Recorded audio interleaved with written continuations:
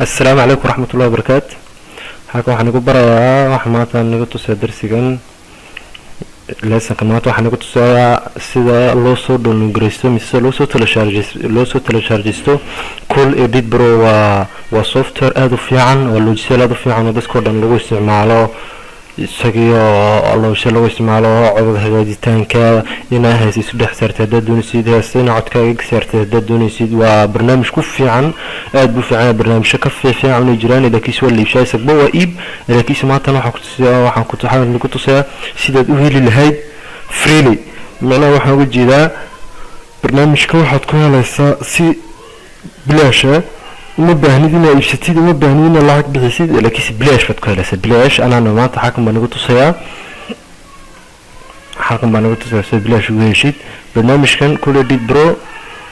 barnaamij haddaad badiga ka tagtid waxaa lagu siin dhowr cisho 3 cisho lagu siin laakiin sida uu ka joogsanayaa iminka waxaan tusayaa halkan barnaamijkan maanta bilowga hore waxaad tagaysaa halkan linkan website-ka ma tagaysaa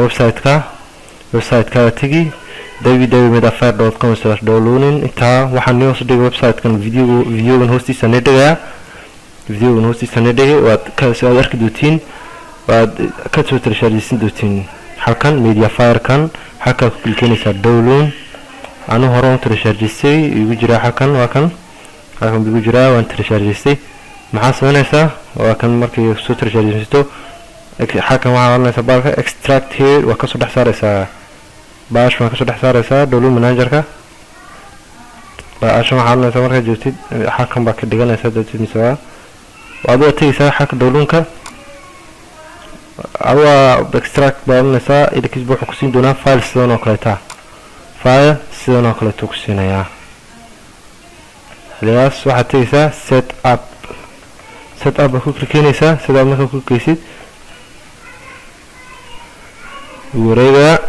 waad galaysaa